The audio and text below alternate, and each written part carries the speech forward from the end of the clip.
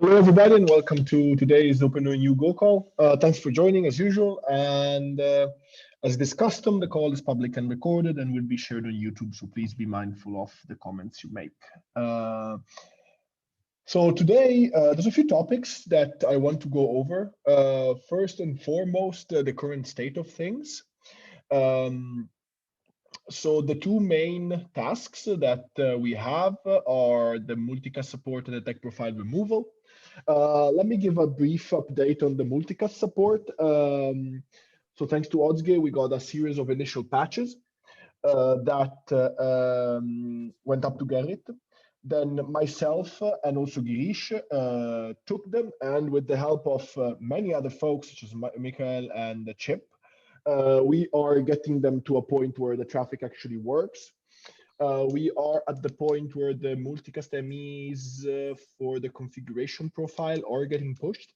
I was seeing an empty subscriber configuration ME. That is probably due to some missing string that I was not accepting as a proper reply that Michael told me. So I guess the answer about this is really that we're getting further and further down the line, and we do expect to get some passing traffic one of these days. When I say one of these days, it's either today, tomorrow, Friday. It depends. It really depends on how much debugging we have to do. So on that note, well, the patches here are getting updated. So if you want to take a peek on what's going on, just take a peek there.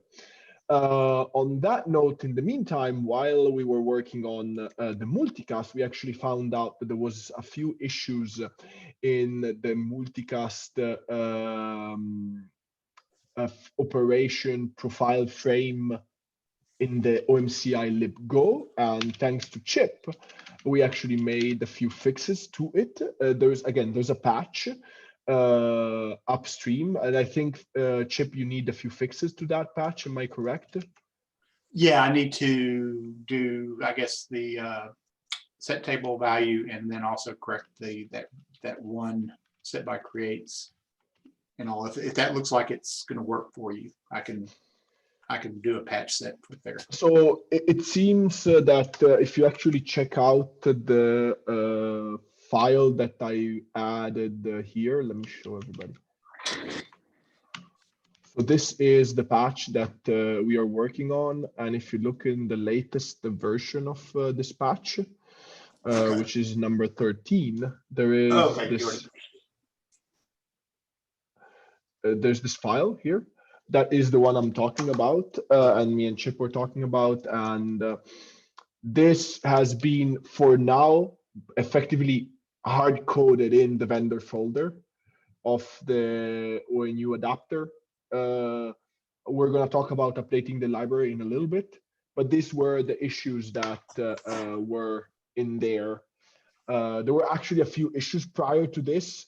If you check against the base, these are all the changes that we had to make to this file. So there were quite a few issues in there, but glad we got them.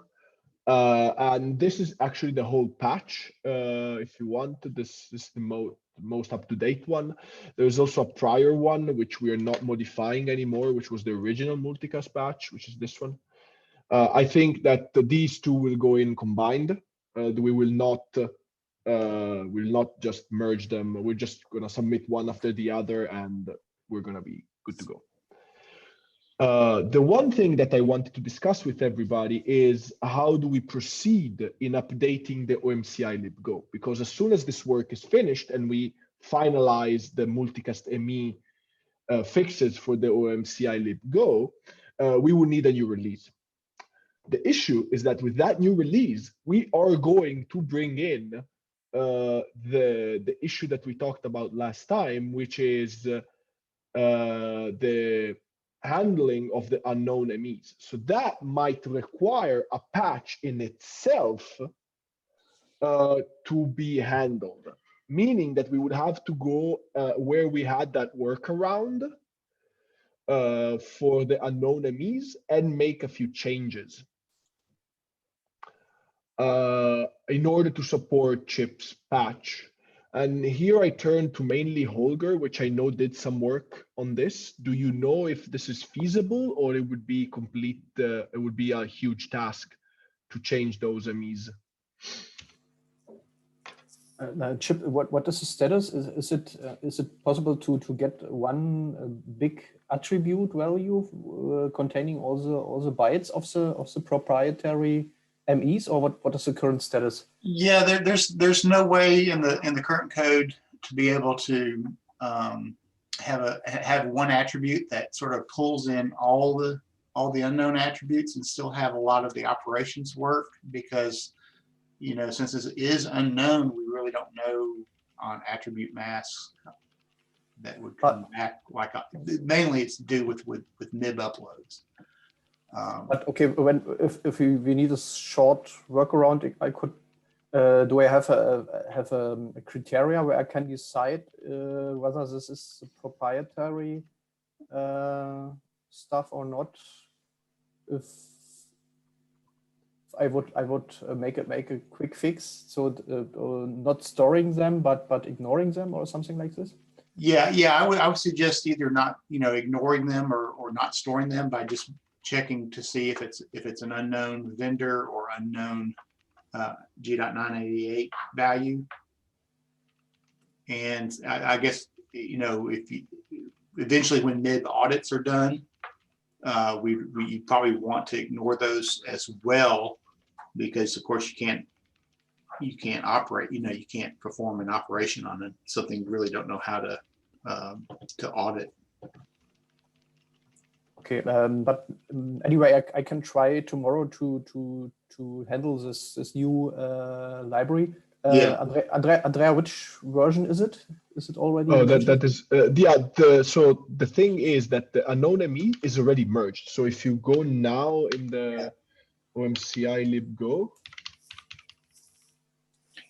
Yeah, I think what the side effect is that when you ask for parsing beforehand, it would return an error value, so error wouldn't be nil, and it would say, hey, this is an unknown ME, and now it always it will never return an error. It just returns, hey, this is an unknown managed entity.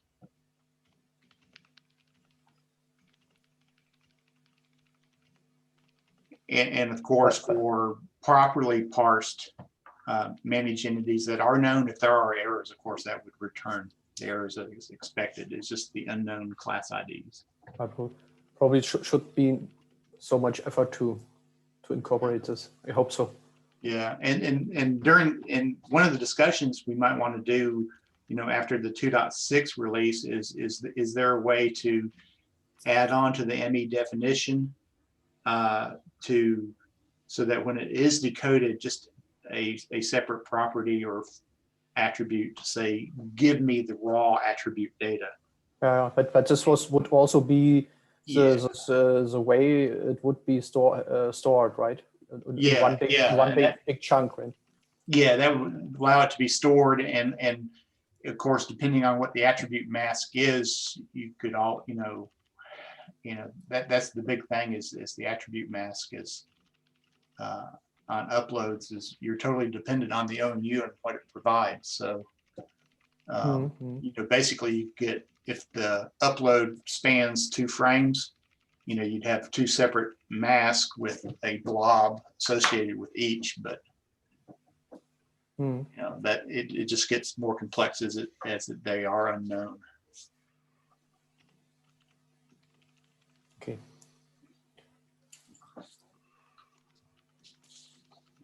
Okay, so and Andrea's new version 0.13.3 also contains your changes, right? No. So, but it's actually very good if you do it in 2 steps. So if you work on this with the 0.13.3, perfect, great. Then when it comes the time to merge the multicast patch, what I will do is that we will have been merging OMCI libgo patches and releasing 0.13.4, and I myself in the multicast patches will move to 0.14.4. So we're actually making it in 2 steps, which is perfect. You're going to handle the unknown MEs, and I'm going to handle the multicast stuff. So that's great. It's like, I think it's the best way to do it. Just do let me know, because this requires testing on Zircon ONUs. That is also I have to see if I get some test bed time here in the company, but it should be possible. What is the current deadline we have? So I think we can treat this as a bug and squeeze it out a little bit. Ideally, code freeze is the 12th. Okay. We are going to make a final decision on Friday, I think, with Seraph and the others on the default to use. But I believe that if we get multicast to work, even with some of this hard-coded stuff, but we have a path forward, I think we can get it as a default. Again, let's discuss this as soon as we have multicast working. Okay, so you're going to work on this, Holger. Perfect. Then the multicast stuff is gonna go in as soon as we have it, working. And thanks for the review. We're gonna make a final pass as soon as we have something. Any other questions on multicast or the unknown MEs?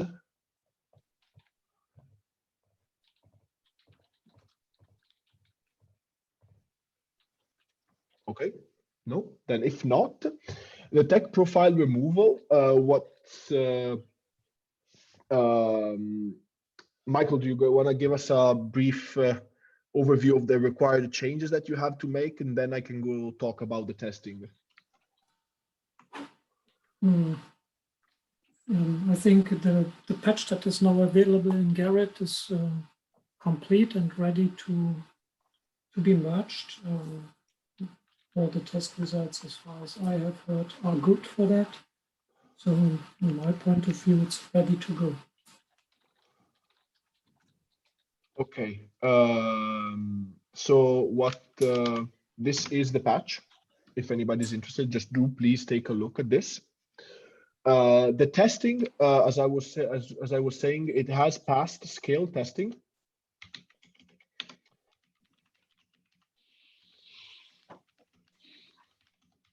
And it passed BBSIM testing, the full suite of BBSIM testing.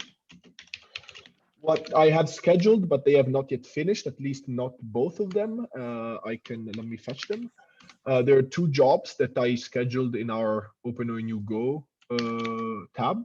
And this is my plan that I will do for every patch, basically ongoing. So if you go here and you check, so this one was with your patch, and it's completely passed. So that is perfect. I think this is really good. This one is the other one with your patch. But as soon as it finishes, if it passes, or if it fails for unrelated issues, I might just merge. I will just merge the patch. Thanks for updating the comments, and I think we'll have no issues. I mean, it's passing sanity tests, and I don't believe that we're going to have any issues here. So I think this will go in.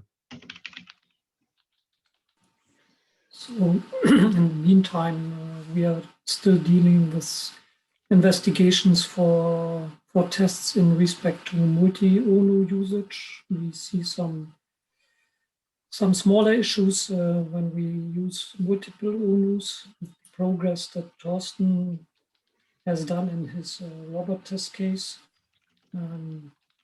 We are now crossing the subscriber add issues that we had before, but it seems with the subscriber removal, there are some ONUs that end up in a non-expected device reason, and we are still investigating that.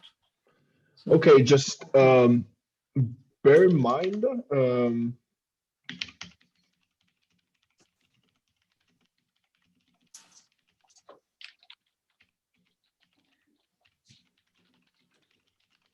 but in my point of view, that should not stop the merging or the submit of the patch. If there's something we can do about that or have to do about that, then we can also do it as a bug fix. So just bear in mind that the reason of the device is not all the time, is not like a guaranteed thing that after a certain state and a certain operation, you're gonna get a certain reason, because really the reason is just the last operation that was done on the ONU. So if things arrive in a slightly different order, but the end result is okay, you might gonna get to a different reason, even though the end result is okay. And for this specific reason, for this specific discussion, in 2.7, we're actually probably in 2.7, we're actually gonna move the reason to be a list of things. So it's not going to be just the last element, but the core will keep track of whatever happens, and we're going to see all of them when we list the device. So again, a change that's coming in 2.7, we don't have to worry about. But point being, if the end result is correct, it might be okay for you to see a supposedly wrong reason.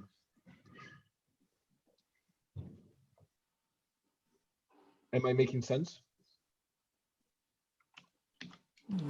In general, yes.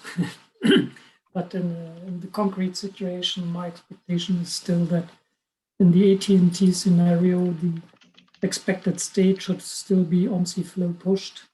So yeah, we have to do a detailed investigation for that. Okay. And what is the state right now? There are different states that are observed at this activity. So it's tech profile configured, I think, configuration done, but also tech profile deleted. So there are different states, and yeah, we have to sort out what is really happening here. Okay. There was also a discussion in the Slack channel a little bit of time ago around a failure that we were seeing, and that it was.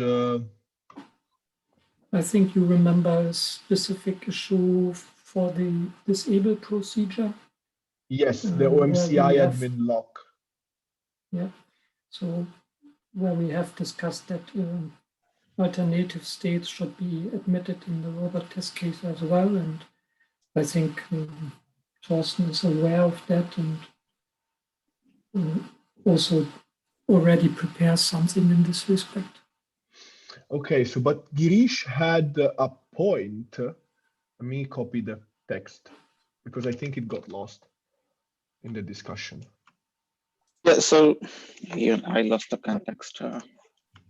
No, it seems like you're saying even before the disable could arrive, you could have flow delete, which is not possible because the flow delete arrives only after the port is disabled at ONOS, which actually follows the disable. So I was not entirely convinced about different order of messages, arriving at the ONU adapter.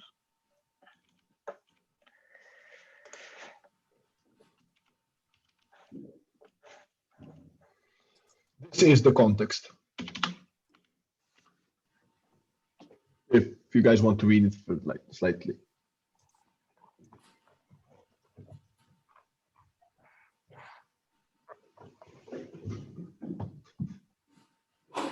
Yeah, we can consider this remark as well.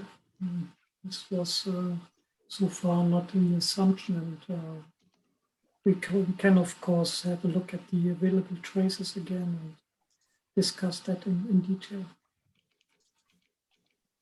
Okay.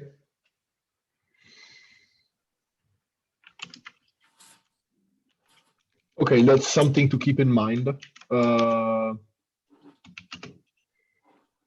I guess it's okay. We can work on it, but that just please keep this one in mind, and we can continue the discussion on this one on a separate thread.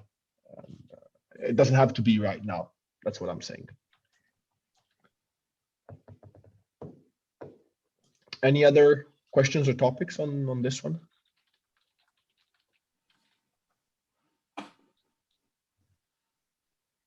No? Okay, then the testing side, we have, as you have seen in the tab, the OpenONU Go tab, we have got back the Flex OCP pod, which is great because we're now running the AT&T suite test basically 2 times. The soak pod is misbehaving for some reason. I need to check why that is. And I have no idea why this failed. Oh, I'm cloning Kind Volta, so whatever. I'm just gonna not consider this. But mostly barring issues that are not really related to the OpenONU Go adapter, it's great. I mean, we are getting all the DT tests passing, all the AT&T tests passing, all the BBSIM, all the scale tests are passing. So this is really good progress. The only thing that is missing here is the TT workflow test. And that is, we're going to get in as soon as the Multicast stuff gets merged. And it's going to be on Flex. The idea is that we are going to bring this one back to life properly. And we're going to move this one to be a Turk Telecom job instead of an AT&T job. So that's just what that's going to be. And Ozge, if you need set up at the multicast for the multicast stuff at your end to test the last version of the patches that we will provide, just please reach out to me on Slack. At the moment, the patch is not really ready to be tested. It's still under development for the same reason I was talking about before, the subscriber configuration not being there yet. But we can discuss whenever that comes, and you can test it on your side too. Okay. Okay. For what it's worth, I mean, the subscriber config info was fine when I was testing yesterday. It was only the multicast operation profile which had the issues.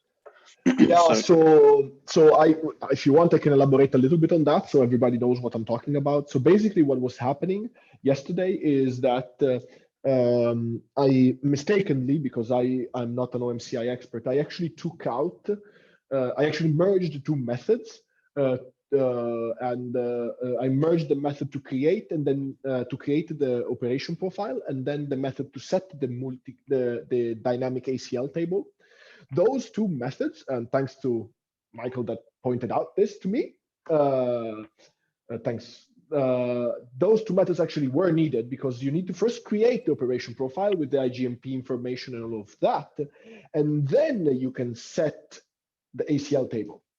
So that is, yeah, so that was my bad. I made that change, and I think you were testing it with that wrong code, Girish. And that is why the ME is now empty. So the ME was there, but the ACL was empty because you need the double create and then set, and it was actually treating this the only call I was making as a create and not as a set of the ACL table. So after fixing that one, it actually passed correctly with the fixes that Chip brought in, and. But then I needed to add a particular string that Michael pointed out to me that I was not putting in properly to accept the response. So I had to put in that one, and I'm now testing with that string in. So hopefully, with the latest patch that I'm making, that I still have on my machine, this will go forward. But as usual, it's a trial and error, as you know very well, and I will let you know whenever I test this patch. And as usual, I will hand off the code, I guess. Thanks, Andre. my fault. I didn't remark ACL to writable any attributes. So thank you, Chip. Really, I didn't see that this mistake. Thank you.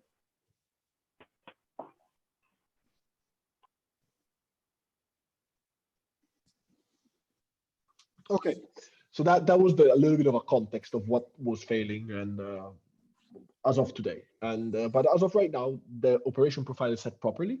We just need to figure out why we're not setting the I mean, well, it's you know, it's development. Okay. So now there are two other things that I really wanted to talk about. Let me actually reshuffle the order in here because this one should be pretty straightforward. So Holger, do you want to give us an update on the latest patch that you uploaded here? Yeah, I made various tests with this patch because this issue was observed when we had a new adapter crash in the scale test when a certain ONU has not yet reached a higher reason in startup. And now I made several tests out of the beginning reasons, activating ONU and activating or also during the MIP upload process, I crashed the ONU adapter, and after starting again, all these ONUs came up to OMC flows pushed. So normally it should be cover most of the situations where we can have a crash on and during this various states when the ONU comes up. So I hope it will fix this completely. Sounds good. I probably need to do some scale BBSIM and hardware tests on this one. Yeah. Especially. I also made some tests with this in between states where, for example, the flows are deleted or the tag profile is deleted, and this will be also recognized now, and reconciling will be switched off, and we will be able to receive further messages from the core. That's great. Mm-hmm. That's great. You tested this on the hardware, just for my knowledge? It's okay if you didn't. Only in BBSIM currently. Okay, that's fine. That's okay. I can do the tests on the hardware by creating an image after the patch. So my take is that this will be probably merged after Michael's tag profile removal. So it's probably going to need a little rebasing.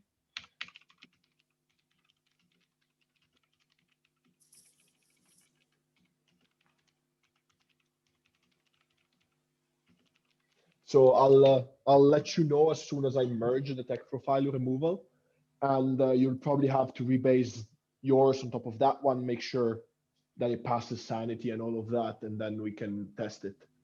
Okay? Okay. Yeah. Okay. Perfect. Any questions for Holger about this?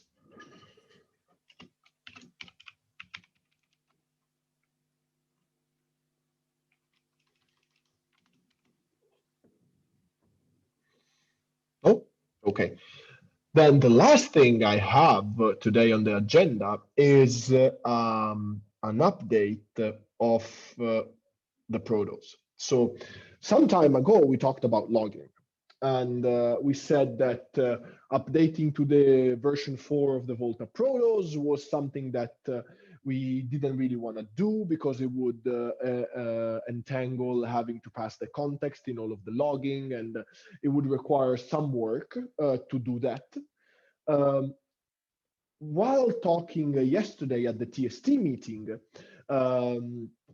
we found out that there is a requirement to bring in some changes in the Volta protos for 2.6 that remove the deleted state within the different possible states.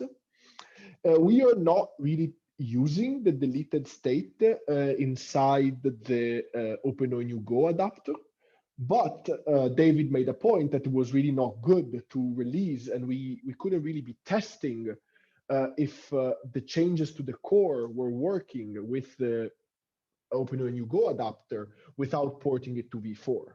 So what he did, and it was a huge feat, he just did the changes that were needed to move to the v4 of Volta Protos, and including Volta libgo. So the changes are here. It's like a huge thing, especially because if you go and look at every file, every method that logs something, it needs a context passed in, which is fine. David did the whole thing, which is great. Don't get me wrong, it's great. The main issue of this is that it will require a base of every patch after it gets merged. So my suggestion, and I was talking to David about this, is that we keep this one as the last thing we're gonna do, meaning that we merge the tech profile removal, we merge the stuff that Holger is working on, we merge the multicast, and then either myself, David, somebody goes in, takes this patch, rebases it on top of the ones that we are working on, and we will get merged, and we're gonna merge it as well. Is there any question mark around this proposal that I'm making? Or you guys not really okay with it? Or is it fine? I think it's fine. It's fine for me. I mean, the sanity tests were passing on that patch, so. Yeah, the thing that I have to do is that David generated two images, one for the core and one for the adapter and they need to be tested together to make sure that we are not missing something, basically, before we make any of the merges. So that's where we stand. And by the way, so I had a look at the sanity logs because I was expecting two additional contexts to be printed in the log, like the op ID and the task ID. And I don't see them, so I'm a bit surprised why that is so. Okay, do you mind working with David about this, Girish? Yeah, I will check with him.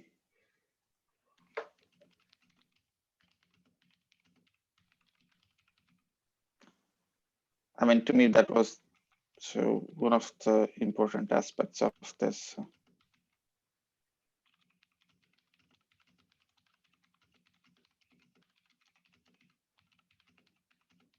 So for those of you who don't know, what Girish is mentioning is that through this patch and the work that we have done, we're basically capable of tracing an operation all the way down from whenever it reaches Volta in the OF agent all the way down to the ONU adapter in this case.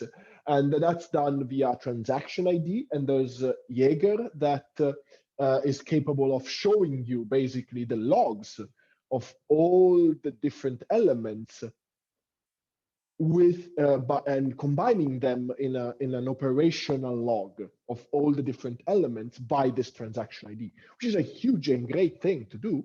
And that is one of the main reasons we had this done in the core and in other places of the Volta code base some time ago.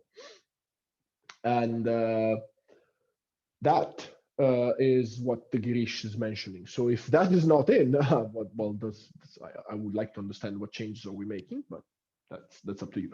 So Girish, given that you are on the same time frame of David, with less priority to the multicast stuff, if you can talk to him about this, that would be great. Sure, Andrea. Thanks. Okay, that's kind of it for this. I don't have anything else myself. I know Chip wanted to talk a little bit about a possible OMCI read tool.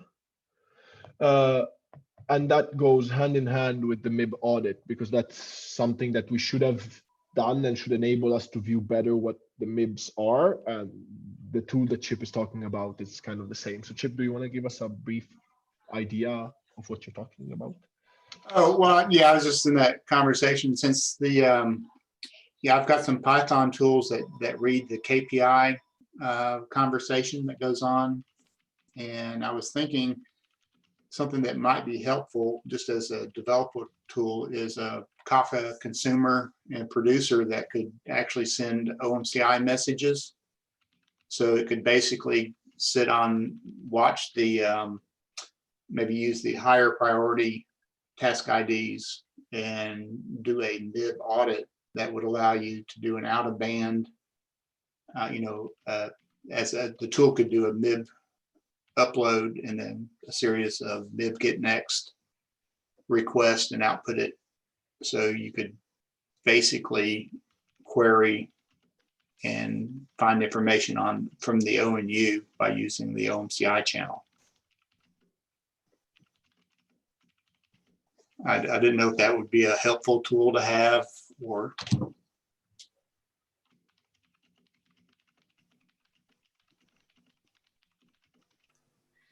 in which context do you think we could well, incorporate? just basically as a developer, it'd be nice, since there's not a MIB audit right now, it'd be nice to be able to go and basically go to the ONU and pull the MIB up, outside of the Kubernetes context. So if you do a port forward on the Kafka bus, then you have access. If you know the proxy address, you could format protobufs and have basically the OLT perform OMCI MIB transactions for you. Mm-hmm. And the one caveat would be, of course, the responses would come back, the ONU device adapter would see it, and it would just it would print out that it received a MIB response with a TID that's not known. So it would be an error message in the log, but if this is a debug tool, it might be useful.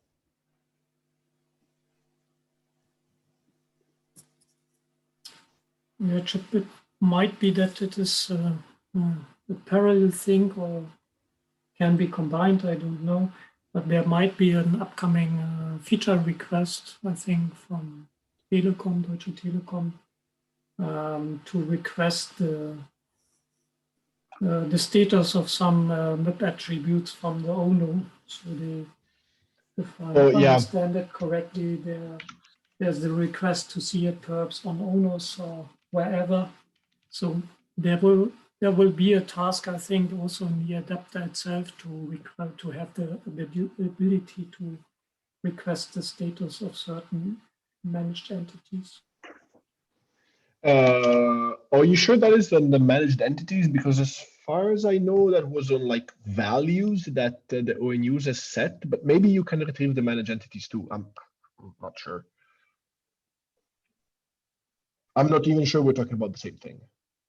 Yeah, neither me, but yeah, that was my current understanding of this feature request from Deutsche Telekom. Yeah, but it's anyway. Yeah. Basically, I was just thinking like an external tool, because with the Python adapter, you can go to the etcd database and do a GET request on, the MIB and get a big JSON dump of the entire ONU MIB, including the table attributes, which is sort of nice for looking, up information. But if since there's not a MIB audit capability in the Go adapter, this would be nice, like a developer tool. You would never use it in production, of course. No, I mean, the question is it worth implementing that or just the MIB audit? Well, yeah, eventually the MIB audit's required, but that's doing a MIB audit and then reconciling the audit. That's a involved task. Oh, okay. Yeah, I'm just talking about a little spy program that could basically, pull information off the Kafka bus.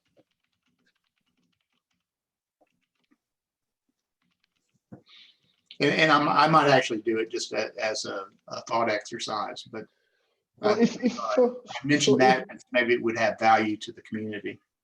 I think it does. If you have time to work on it, it would be great. And we can also look at upstreaming it, either in some like tools, Volta tools, or like things like that.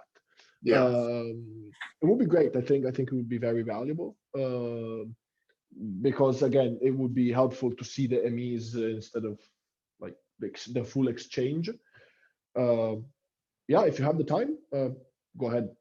Yeah, and it's probably not something we'd want to maintain for a long period of time, because if we end up dropping off the Kafka bus and doing a gRPC between the two entities, then it'd be a little bit difficult to maintain, but thought it might be something useful just for at least snooping capabilities. Yep.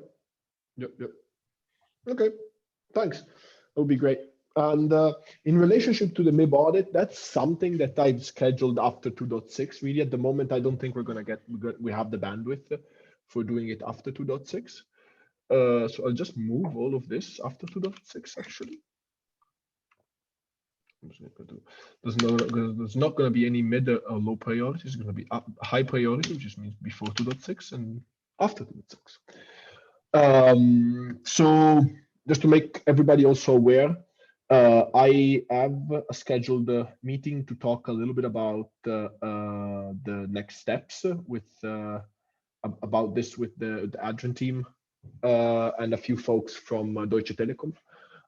I do plan to reach out to Turk Telekom too, Özge, so maybe to Mahir, Serkant, and Burak maybe, and see if they have any required changes, and maybe have a meeting with them too.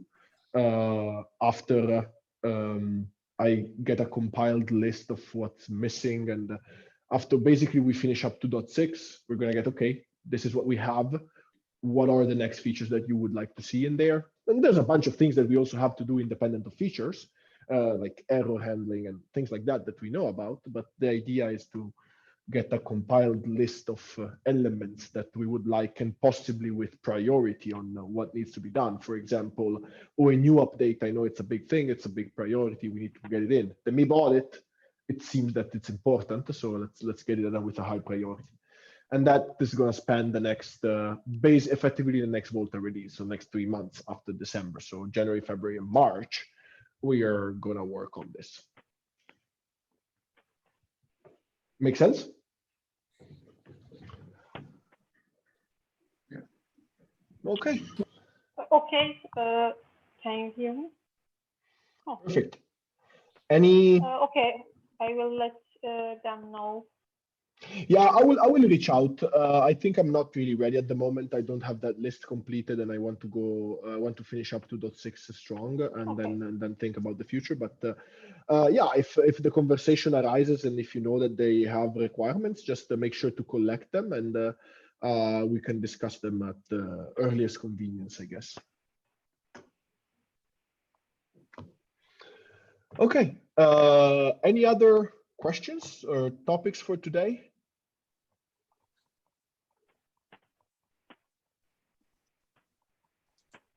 No?